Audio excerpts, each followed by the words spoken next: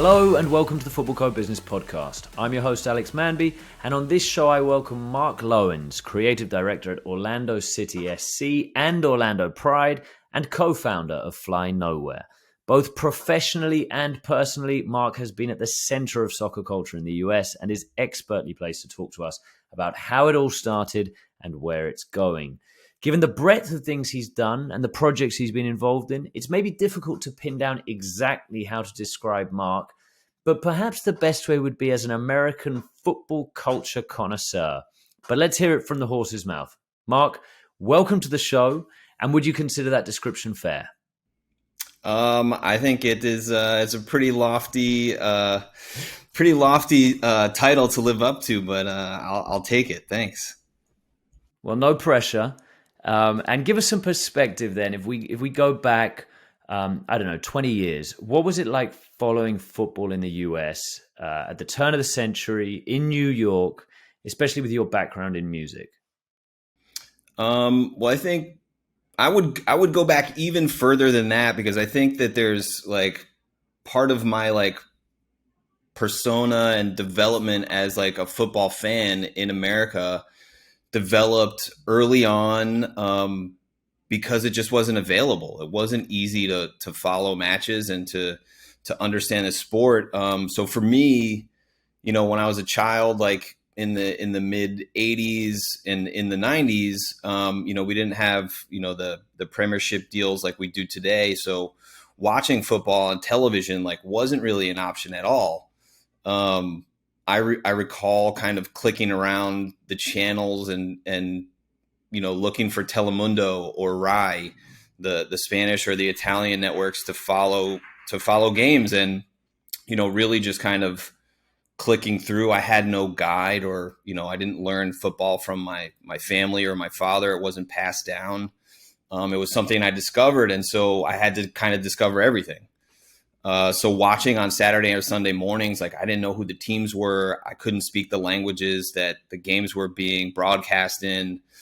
So it was literally quite foreign and like really fascinating and exciting.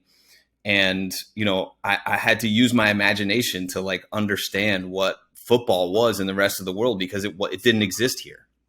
How did you pick your favorite teams? Was it about players and how they played and the style of their football, or was it like, I like his shirt, he's got a cool haircut? I wish that I was like, understanding of the game at that point in my life where I could be like, oh man, Barese is just such a beautiful defender that's who I'm following. But it was really like, oh, cool, this game is on. I'm going to watch the red and black stripes play the blue and black stripes. And, I think I mentioned this before is, at that period in my life, I didn't understand that like teams had shirt sponsors. And so I would be like, oh, Motta is playing Parmalat, or Barilla is playing, whomever. And because those brands are foreign brands and not stuff that I was seeing in the grocery store or in my house, I thought that they were the teams.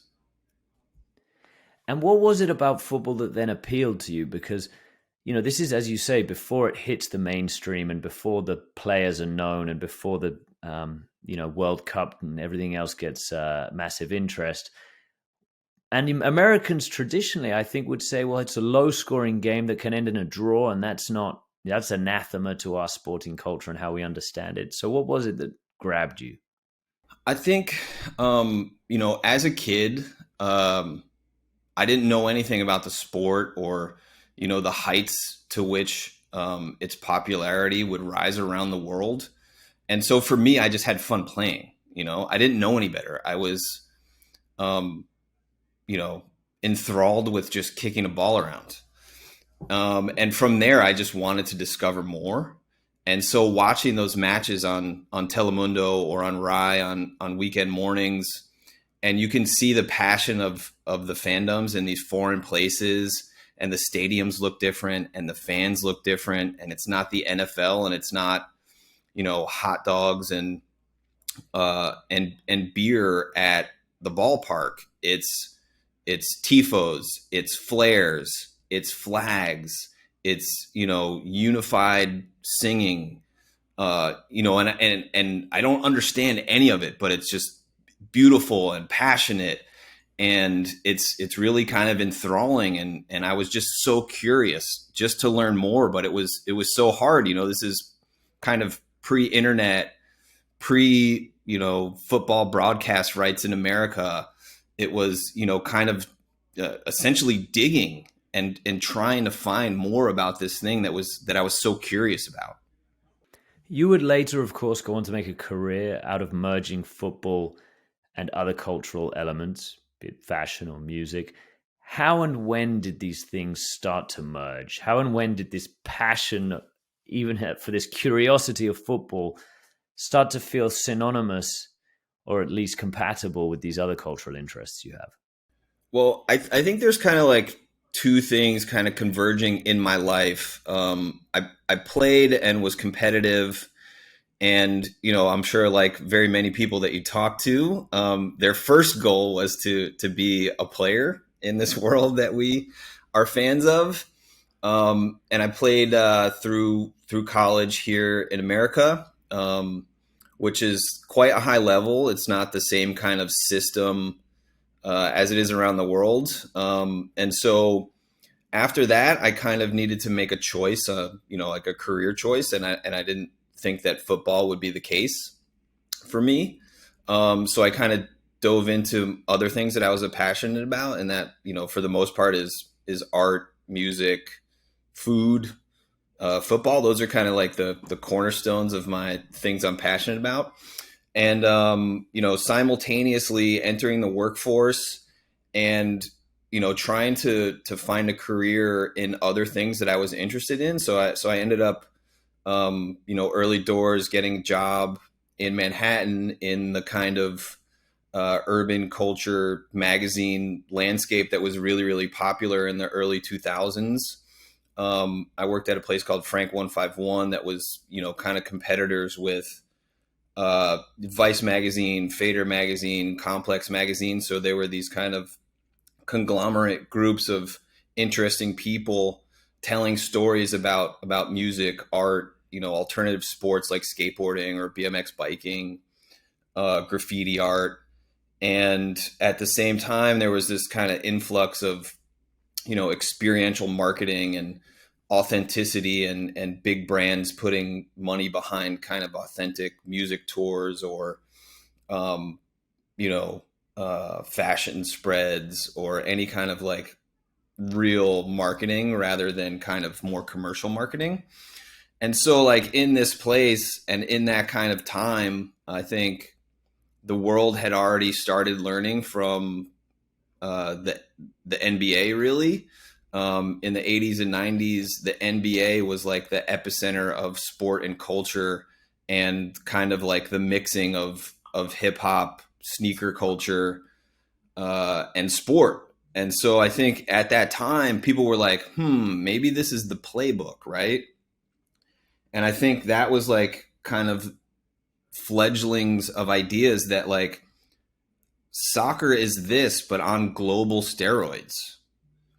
For the most part, and I don't mean to generalize, but hip hop and NBA and that kind of culture in the 90s was born in New York or LA or Atlanta, and they had their regional differences, but it was all American. I think the interesting thing is when you zoom out, the scope of football is that you have that kind of urban culture, fashion, music in the epicenters of the rest of the world, and they're unique. There's certain things or threads that are common that run throughout that you can pull through, but Paris and London and Amsterdam and Morocco and Rio or Buenos Aires all have those pieces of culture, but they're all different and unique to those places. So think about multiplying that like cultural crossover that you see in the NBA times millions of people all around the world. And that, I think, is kind of the thing that started clicking for me. I was going to ask about that geographic individuality, and not necessarily on a global scale, but more within the US. It's a huge country, and it does feel like culturally what goes in Atlanta, doesn't necessarily go in Austin. And did you feel that that was a core part of what you were doing? US cities are so proud of their individuality, aren't they? And did it differ across the country? Was New York the best place to be? I spent almost 15 years of my life living in New York and kind of like aspiring to live in New York. When I was a kid, I grew up in New Jersey, just 30 minutes outside. So if I had to answer that question, I would say New York is the best. But I mean, could you have done it anywhere else? If you'd been in Los Angeles or Orlando or anywhere else, could you have done what you were doing during that time? I don't think so. I think that you need the melting pot and the variety of people, passions, interests, and the kind of convergence of the rest of the world all into like that tiny island of Manhattan and the outer boroughs for those kind of things to blossom. And I think people have talked about that since, for a very long time, like certainly the 70s and early 80s, like New York City kind of changed the rest of the world from an art, music, and culture perspective. And I think to this day, you still see the remnants of those kind of like cultural shifts, like still kind of blossoming in New York. And that's what people go there for. Is there anything in particular you did that you're proud of while they're merging these worlds that you're talking about and managing to incorporate music into football or football into music, whichever way around it was? It was really, really fun and exciting when a group of my buddies got together and we were seeing people obviously play 7-a-side and small-sided football in New York City in various places. And we kind of saw the inklings and the early kind of start of this league called the Bowery Premier League, which is like, it's a men's league, like, old guys playing 5-a-side or 7-a-side football in downtown New York. But it started to develop its own kind of like little mini culture.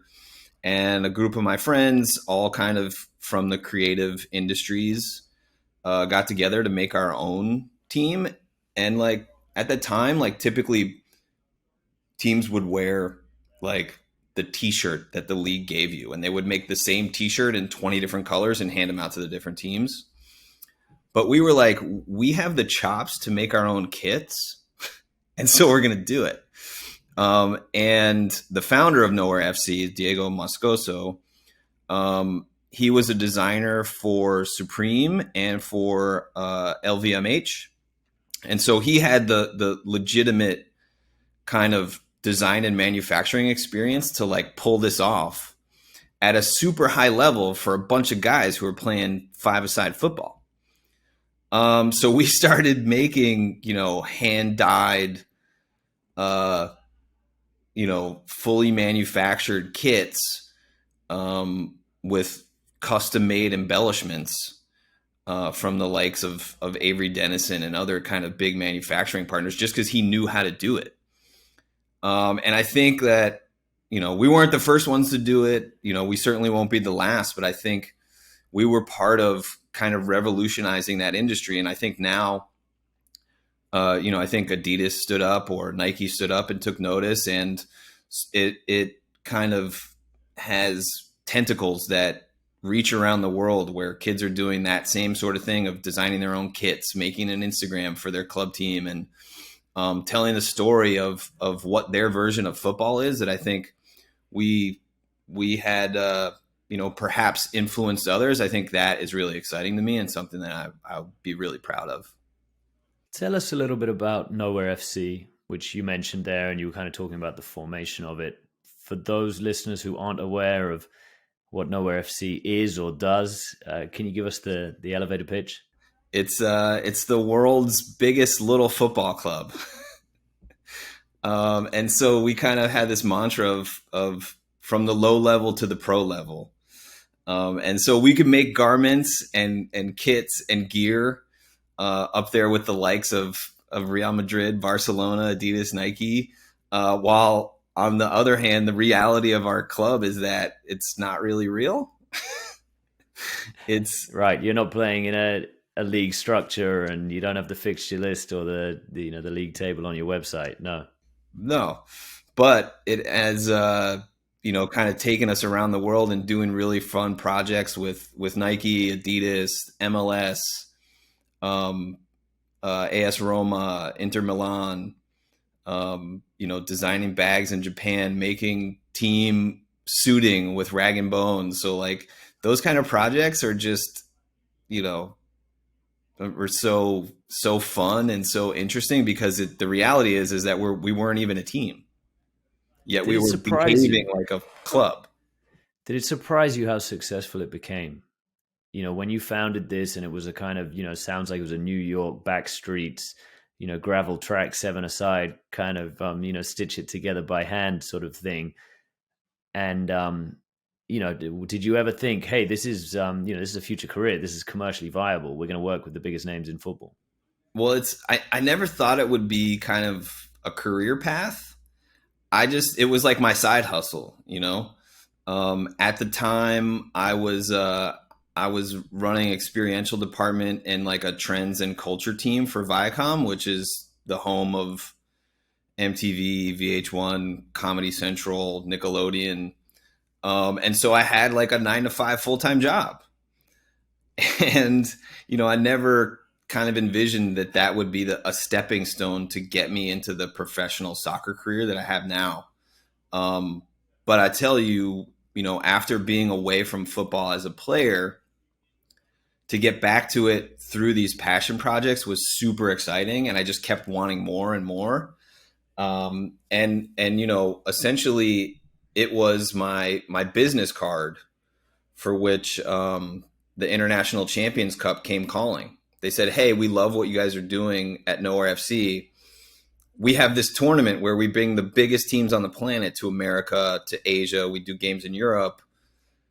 Do you want to set up a creative team and do what you do here and work with Real Madrid and Manchester United and Barcelona and PSG? And I was like, yes, that sounds fantastic. We run a content series on Goal called Kit Collector. And the premise is very simple. We got a presenter and they talk to a famous name from the world of professional sport. Professional football, could be male, could be female. And essentially they walk around a store and they look at old iconic football shirts, and the player might pick out some that are resonant or meaningful to him or her personally. Maybe it's the club they support or the first shirt they had, or maybe it's just an iconic shirt that they like the sound of. And the content is great. It's very simple. But what always amazes me is the engagement and the interactions and the passion that you see in the comments. And you see people screaming, they're burning with fury that this player prefers the Parma 94 shirt to the Fiorentina 96. What is it about football kits that makes people so passionate? Because without wanting to be facetious, it's the same colors for, the same teams with the same stripes year on year, no? Yeah. I think that like the kit represents the club in a way that's like it's banner for war or its flag. It's what you put in the ground to stake your claim to something. But I think people have their own connection to those shirts for whatever reason. And it could be a myriad of things, of who gave it to you, who played in that kit, what the team won wearing that kit, or you have memories attached to that shirt. And so it's bigger than just the design or how cool it may look. And I think that those are objective as well. Like a lot of times kit design will end up both in the best kits of the year and the worst kits of the year. They're polarizing. And so, there's a million answers for why one person prefers one kit over another, but that's the beauty of it. And the debate will never die. And I think that's why we love it, right? I agree with that. Yeah. No, you're right. Before every start of the season or World Cup, those lists come out, top 5 kits, worst 5 kits. And you're right. As often as not, the bolder ones, shall we say? The more Right. ambitious ones will appear in both of them. Yes. Mark, I know you're obviously a big fan of kits, a big kit collector. What would be your top 3 all time? Oh man, that is really tough. I'm gonna go with the personal version of this that probably isn't necessarily connected to the design of those shirts, but more the meaning of those shirts. So, and I'll probably be a little bit long-winded in this, but I'll set up each shirt with a little bit of a story. I think there is one kit that I have in my collection.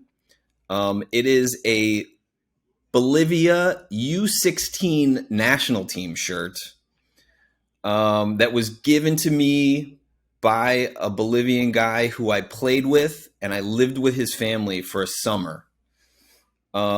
He was in the U16 national team. I was at that age at that time, and I spent an entire summer training with Tahuichi in Santa Cruz, Bolivia, and living with his family.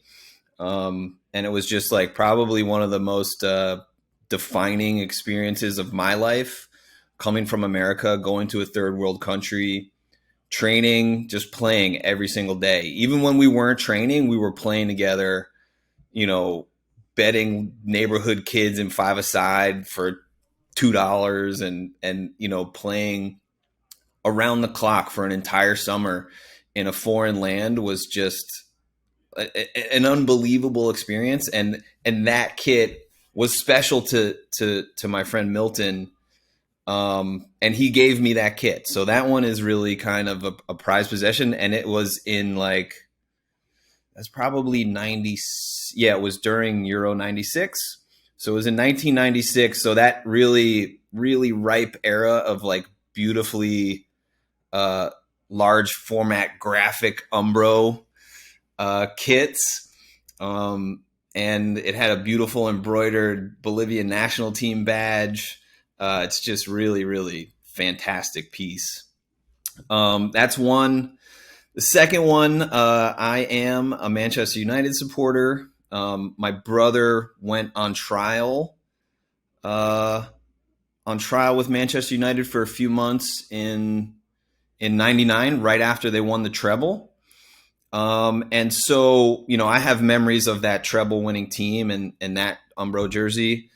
And while he was there, the club created a specific treble crest. So it said treble winners embroidered around the Manchester United crest. And as they do at a lot of big clubs, they have garment signing days where they'll lay out 100 shirts and all the players will go through and sign each one. And so my brother nicked one of those for me. So that is a really kind of keepsake of my favorite club and my brother's time at that club. And it kind of just cements that United fandom in our family. And the third one, man, I don't know. I have, you can have a think about it. Tell me at the end of the podcast, maybe. Okay. Let's move on, Mark, from personal to professional. And I want to get your take on this because we're seeing a lot of collaborations in the world of football right now, and perhaps with partners who you wouldn't traditionally expect to be in that world. Streetwear fashion brands, high-end fashion brands, the likes of Inter Milan and Moncler. Who do you think's done it best? What's really worked in these unusual or unexpected collaborations? I think, there's so many going on that are really interesting to me.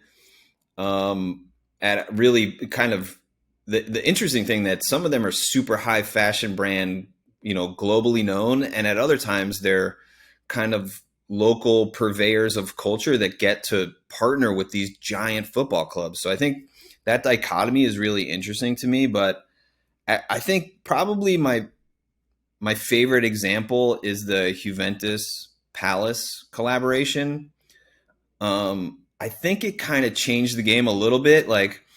Collaborations have been going on for quite a long time by the time that Palace Juventus thing came along. But I think that what was interesting to me was that they partnered with a skateboard brand that's kind of irreverent, cheeky, clever, probably like not who you would anticipate, like the old lady with, 125 years of history, steeped in, trophy winning Scudetto, championships and all this kind of like almost regal nature to that club. And then they're partnering with like a tongue-in-cheek skate brand from the UK, like seemed like so weird and wonderful. And I think the design was strong. It was solid. It was unique because of the fluorescent colors and the gradients that they added into the traditional, black and white stripes of Juventus. But as far as I can recall, that was perhaps the first time that kind of weird collaboration got worn on the pitch by the players. A lot of times these collaborations could be merch or kind of supplementary garments, like whether they're a jacket or hoodies or kind of travel sweats. But this was like the kit, and the players wore it in competition, which I thought was amazing. I kind of think of those skate brands as being something that was part of my youth. And that's something that I notice both in football and in the world of fashion, that 90s culture, I was kind of, my youth was the 90s. And it feels to me like fashion and broader culture as well right now. Everybody's listening to the Spice Girls again. It seems to borrow heavily from the 90s. Why do you think fashion brands are drawing on that 90s culture and indeed football so much? Well, I think that kind of thing, like fashion being inspired by a time period, I think is cyclical. It's the 90s right now, and in a couple of years it's going to be the early 2000s, and kind of rinse and repeat through time, because I think people that come into creative positions of power or become designers, they lean back on what developed those creative sensibilities when they were in their youth.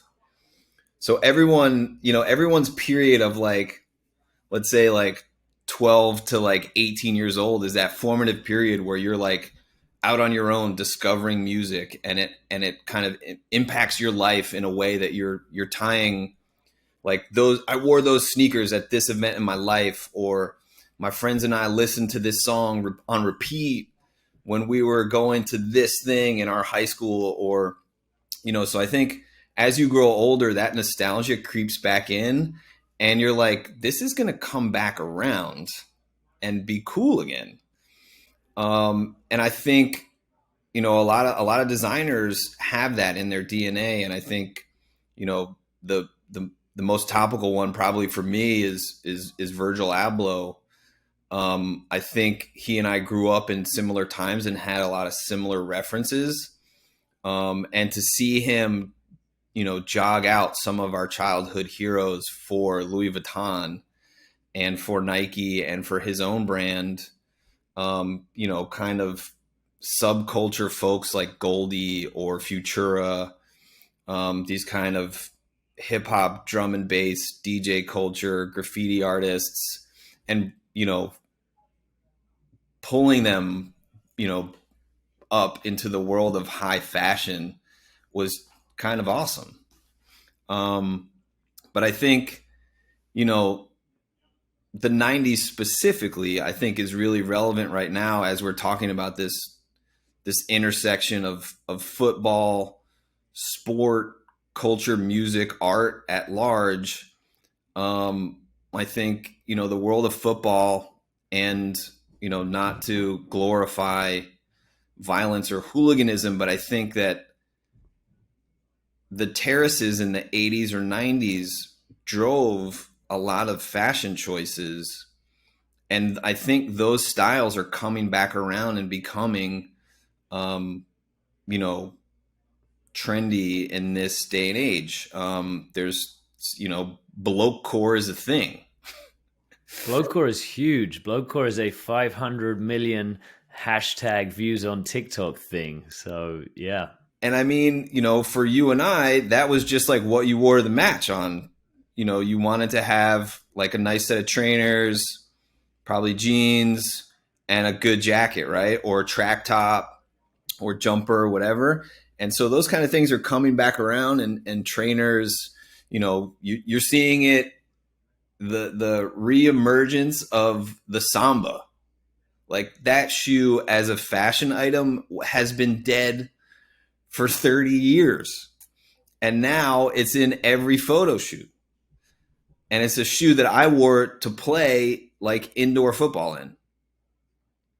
And now there's models traipsing around downtown Manhattan, London, Paris wearing Sambas.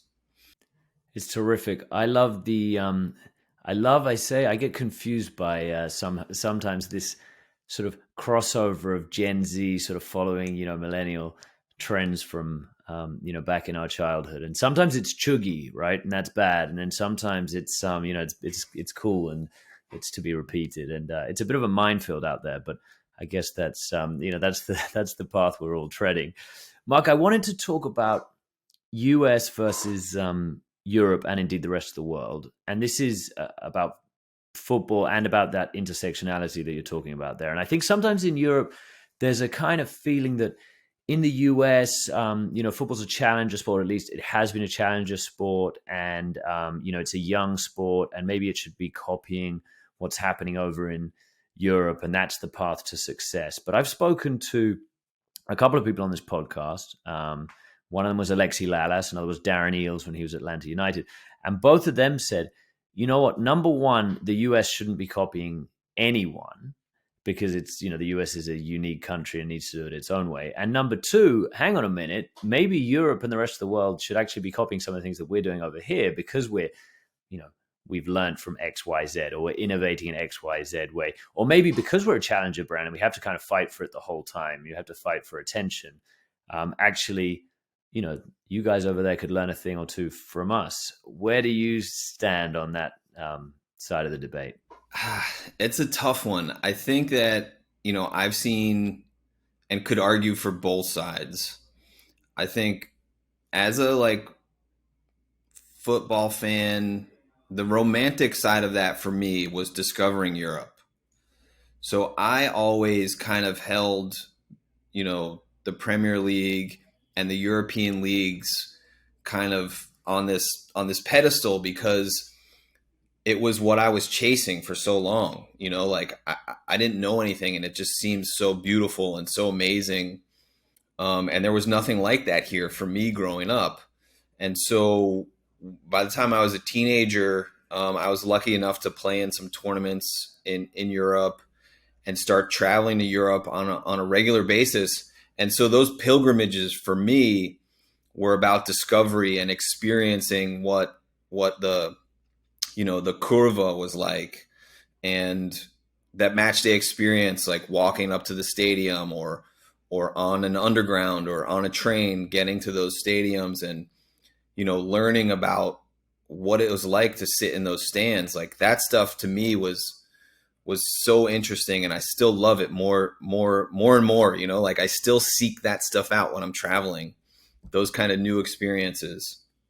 But I have gone to places, and Juventus is an example of this, where their new stadium feels very American to me. It has a lot of the DNA of a European or Italian football stadium, but there are these giant concourses where they have marketing experiences built in for fans, for kids. There's a Jeep parked on the concourse. And then when you sit down at your seat, they have this amazing kind of live match experience with lights and, incorporating the European sing-song and having it what almost feels like an American NBA basketball arena experience with the lights and the music and the player announcements, yet still conforming to the traditions of football that we like with the walkouts and the player lineups. So I think that there's a little bit of both where in America, me personally, I learned a lot from the rest of the world. And I don't necessarily think that's a bad thing. I think, you need to understand the culture of football and then you build your own version of that. Like you saw something happen in Buenos Aires, or you saw something happen when you were in, Napoli or whatever, and those things become part of your DNA, and then you use them to make something new for your own fandom. So I think, now that I'm at a club here in Orlando, I see that. I see our fans kind of learning or understanding of global football culture and fan culture. And then they put their own spin on it. They're writing their own songs. They're making their own tifos that are, kind of appropriate or part of the culture here in Florida or in Orlando. And I think that's how those things kind of grow naturally. And, from a commercial perspective, not only are there tons of American investors, entering the European game, but I think even some of those, older European kind of giant brands are learning from commercial sports here in America, for better or for worse. I think I'm seeing some of the things that I would see in an NFL stadium or an NBA arena popping up in stadiums across Europe. And I think, like the hospitality and the suites and the director's boxes. Tottenham Stadium is an unbelievable example of like the commercial intersection of sports. Like that's not just a football stadium. That is like a money-making machine for that club.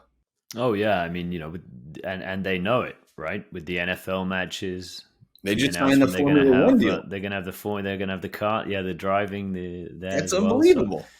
So, yeah, no, it's been, I think for a long time the challenge for football clubs has been you have this incredible piece of real estate in a prime location, and you use it once every 2 weeks. And I think American clubs have done a much better job traditionally than European clubs at making it a 24/7 or at least a 7-day a week thing, be it a mall, be it a retail center, be it an experiential venue or whatever it might be. And yeah, I do agree with you that I think European clubs are kind of catching up, albeit slowly and maybe not all at the same pace. Mark, I'm going to let you go soon, but and you do still owe me your third kit, by the way. But I want to ask you a final question. If you were working not at a club like you are now, but at a fashion brand, where would you be most interested to partner? Which, it might be a club, or it might just be a country or a region that you think right now has an exciting edge that would appeal to fashion houses. So the scenario is I'm working at a fashion brand and I need to partner with someone in some geographic location. Correct. And you can invent the partnership that you want. It can be something that includes on pitch like Juventus, or it can be more of a sort of fashion, or it can be a leisure wear partnership, or whatever it wants. But whatever you want. But I wonder, I mean, it feels to me like you talked about Juventus and the partnership they've done. I'm very aware of sort of Inter Milan and some of the stuff they've done. So I guess that's kind of where I'm going. And then you think, well, Italy is traditionally such a strong fashion area. So I was slightly wondering if Italy might be what you'd say, but I am interested to know what your response is. I think I have two kind of initial thoughts. I really think Napoli is an exciting place.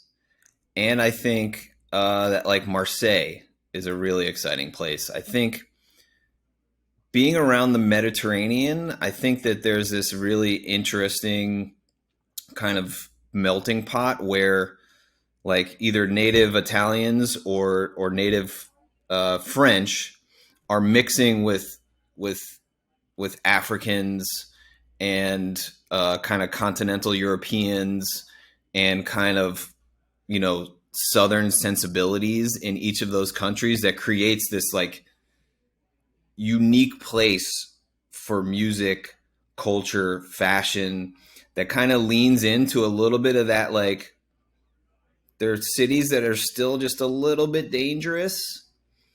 And so they have that edge to them. And I think going back to your question earlier about the 90s and like, the terrace fashion, it had that little bit of like danger still kind of that keeps you really intrigued. And you're looking at those kind of, musicians or people from underprivileged communities that are, drug dealers or, kind of gang people that are the ones pushing style. They're making these choices not based on, high label fashion, but on kind of function and availability. In 90s hip hop, we saw the rise of like the Timberland boot, the Carhartt jean, and, aviator jackets or like bomber jackets. Those things all readily available at like workwear stores. Like all those things have become fashion items. And I think like you see some of that with like some of the 90s Nike trainers, warm-up suits, different parts of like kind of street culture emerging in these interesting locations, where the dichotomy of the people going to the football matches are African, Muslim, Moroccan, Catholic, Italian, French, Protestant, like all these weird things coming together that creates this super interesting world where the music is also kind of, a melding of all those things. Like, so those two areas I think are really, really interesting. I don't know what I would do in those areas. Well, that's okay. You got the clubs. I mean, two sleeping giant, huge anti-establishment and proud clubs. That's what I think of Napoli and Marseille. They don't want to be the, like the elite from the north. They're, proud of their roots and their culture and who they are. So, yeah, that's a great answer. Thank you, Mark. And I'm happy to let you off the that third shirt, unless you have another one you can think of. You know what? Like, I don't know why, but the one that keeps coming back to mind is yet another Umbro shirt for some reason, even though I loved Adidas equipment in the 1993 era.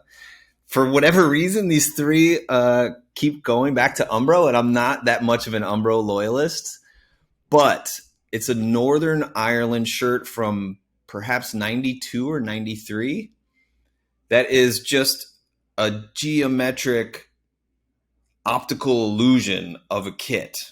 And I happened to have the away, which was navy blue, Kelly green, and white.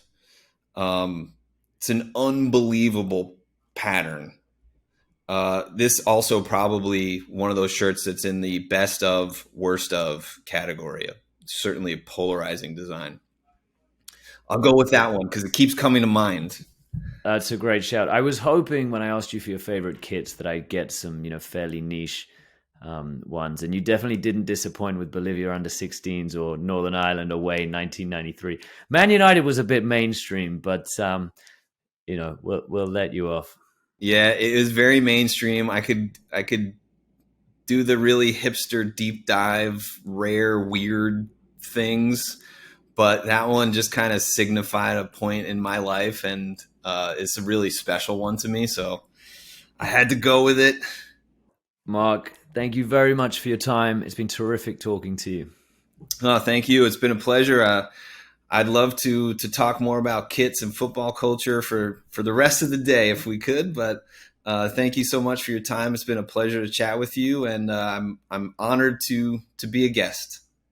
Thank you, Mark. If our listeners want to find out any more, if they want to hear more from you, where can they follow you? For right now, I'm the creative director here at Orlando City SC and the Orlando Pride. So most of the stuff that I'm doing on a daily basis, if you follow those channels, you'll see what I'm up to. Well, thank you very much, Mark. And thank you, listener. If you want more of this, make sure you are following this podcast in your preferred podcast platform and check out the show archives for more of the same. All the best.